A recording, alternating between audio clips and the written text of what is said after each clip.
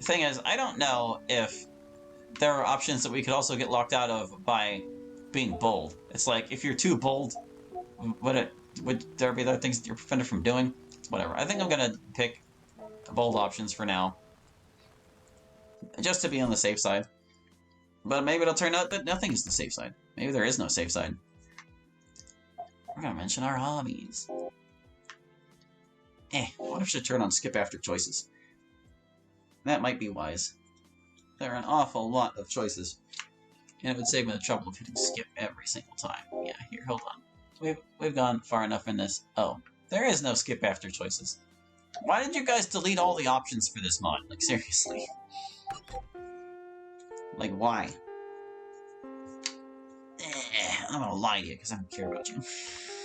For now. Yeah, let's go to the music club, meet Monica, and we're gonna stick with her. Gonna call the little mouse, even though that's a little weird. Well, you, my junior or new junior friends, I expect you'll be a lot of fun. I don't know what caused that to change. As much as I'd enjoy watching you two have fun, it's time to go.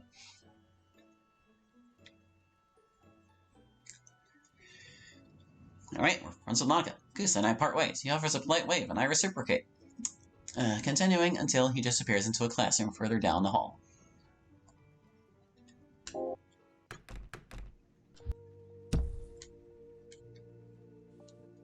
Okay. Meet Kazori, etc., and so forth.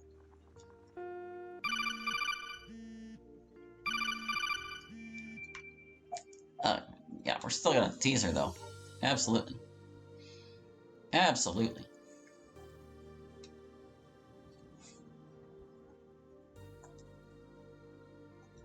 Alrighty. And this time we'll be able to accept her offer to meet up for lunch. Won't that be nice? She'll be so pleased. Or would she be even more pleased if we turned it down and then showed up anyway?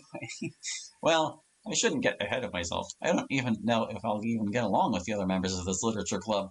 And maybe the rest of them don't even want a new member. No excuse not to try, man. It's a club. It's public. They gotta deal with it. I'm done looking at that mirror, man. I'm just done. There's probably some other stat that's tied to that I don't know about, but whatever. I'll care whenever it becomes a problem. I'd love to meet you at lunch, Monica. You won't regret it. I'll even play a new song just for you. Fuck's sake, stop thinking with your dick, Hallie. She's not flirting with you. Everything Monica says is flirting.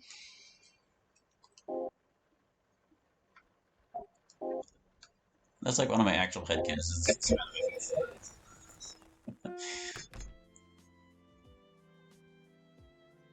Doesn't necessarily mean anything, it's just she has fun with flirting. Yeah, like, I don't know about this whole thing with, like, this whiskey cake girl.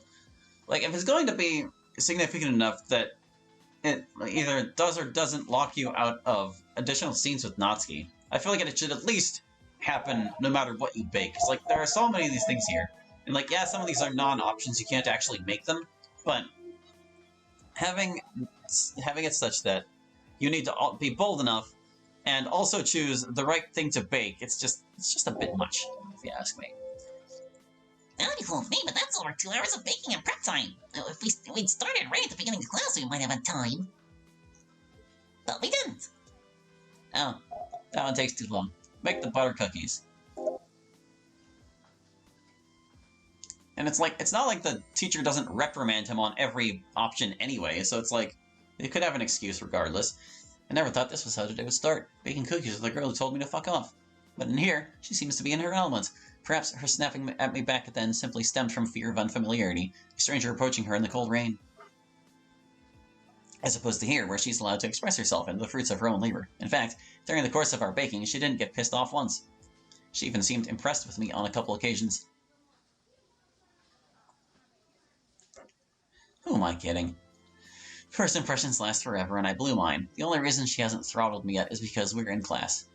I promise after this I'll get the necessary papers or whatever so I can work on my own. Hold on. Reading. You'll never have to deal with me again.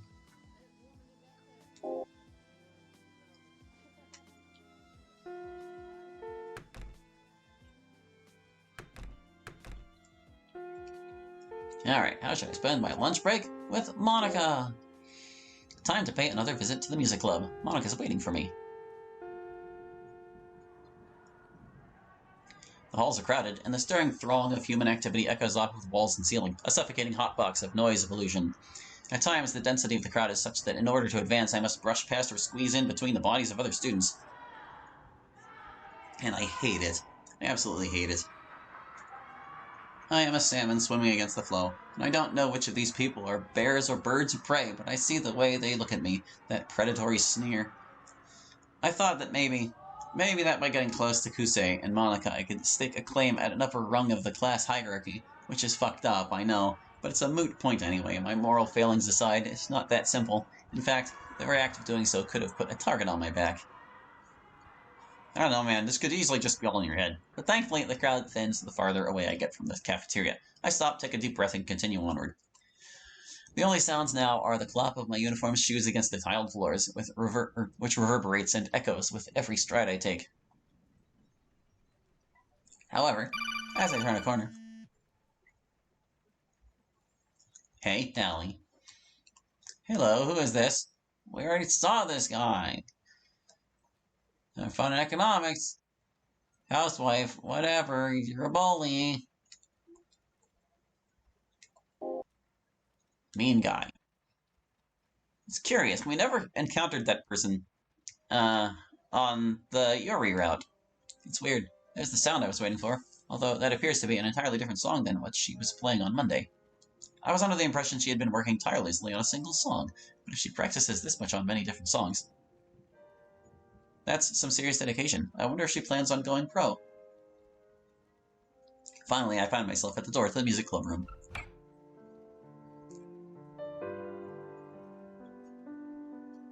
The girl at the piano either doesn't notice me or pays me no heed whatsoever.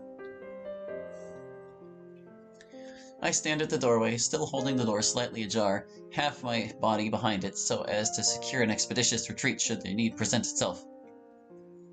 But the piano girl didn't answer. You know who she is. She just kept pianing. I don't think that's a word. I watch, almost transfixed, as her slender fingers hover above the keys like a kestrel on the hunt before diving with equal parts grace and ferocity. It's true, there's something fearsome about the way she plays, with measured accuracy and mechanical precision that nonetheless belies the soul like wildfire. I'm just now realizing what Monica meant by playing accurately to the score. She conveys perfectly the loss, uncertainty, and subdued anger of the piece she plays. If the composer's feelings are written into the sheet music, then who is anyone to gainsay? But I cannot help but feel her own emotions in the song regardless. Does it simply reflect her own state of mind perfectly, or is this her own touch, her own interpretation? I was having a monologue, Monica. Hold on. What if Monica, too, is highly emotional? Also, yeah, that earlier dialogue having it referred to as the piano girl kind of suggests to me there's another way to meet Monica, but later. Anyway. There's no need to stand on ceremony. Come on, Anna. She knew I was here the whole time, didn't she? I gently closed the door behind me, for fear that any noise could throw off her groove, but the groove continues unabated. I'm glad you decided to show up. Practice is good and all, but it gets lonely playing into the falling walls in the rain to listen. So, thank you. Thank you for volunteering to be my captive audience. Leaving me with this quip, Monica's eyes once again shut as she loses herself in the song her fingers sing. Her talent is undeniable, but only tireless practice could have gotten her to this point. If my presence helps her pursue her dreams in whatever small, insignificant way, then I suppose I owe it to her to be there for her. She's the one who reached out to me, after all. She's the one putting in all this effort to be my friend for God knows what reason. It's not like I'm any fun to be around. Maybe she just likes taking in stray cats. She even invited me to her literature club. Both Monica and Kusei have tried so hard to make me feel included, and all I've ever done is... What do you think of the song? I'm not going to tell her it's not my thing. The song is nice. I like it a lot. It's very slow-paced, but the aggression with which you hit the keys makes every single note hit hard, especially given the mellow backing. It feels oppressive and a little suffocating, if I'm being honest. Which isn't a bad thing, because I think that's the sort of feeling you want to convey. Wow. Are you sure you're not a musician, Hallie? You understand perfectly the atmosphere this piece puts into sound. Do I need to be a musician to articulate how a song makes me feel? I suppose not. Still, trying to understand it at all is more effort than most can be bothered with. True. Most people are like, yeah, I like it. And then you ask them why, and they're like, huh? Monica's voice returns to silence, letting the music speak for her. If my assessment of this piece is correct, the tightness in my chest and the looming anxiety inspires. Is that how Monica feels? It's difficult to believe someone like her, who seems so composed, pun intended, and self-assured, could be feeling the way this song makes me feel. But you never know what's going on inside.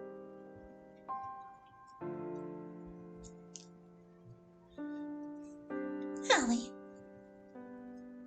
are you familiar with the concept of network packets? What? I don't know what that is. I don't even know what that is. Hold on a second. I'm sure she'll explain when we pick no. Let's drop a save here. We won't need that again, right? No. Doesn't ring a bell. Sorry. That's fine. Let's see. You've heard the term information highway before, right? It's an apt metaphor because network packets function in the same fashion. Imagine the internet as a huge network of highways consisting of all the usual interchanges, expressways, junctions, bypass routes, and multiple lanes inside all of these. If a major urban center like Tokyo were to have only one road leading inside, what would happen? You get all blocked up. There would be a huge line of cars congesting this one road. Nobody would ever make it to work on time. Or in time. Precisely. Your computer is Tokyo. The internet is all highways leading to Tokyo, and the packets are all the little salarymen in their cars with briefcases full of data you are downloading. This would feel patronizing if the analogy wasn't genuinely helpful. That goes for any data you download too. Pirated movies, streaming music, websites. These are all data you can download via hundreds of thousands of little packets. Well, why did you bring this up? I suppose it has to do with a hobby of mine I picked up recently. A hobby?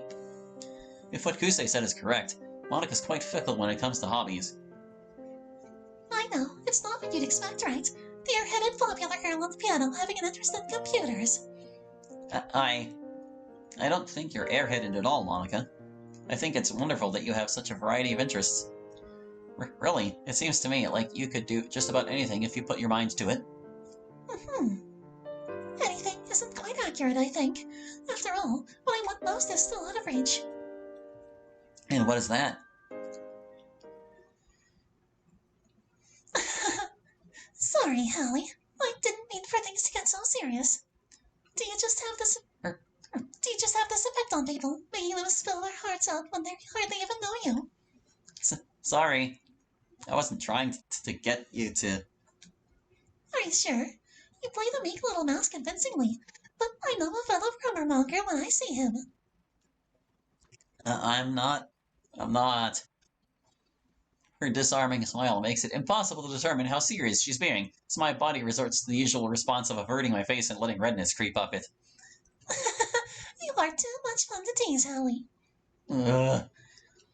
Still, even as she plays with me like a predatory cat, I still get the feeling that this whole bit was a little forced.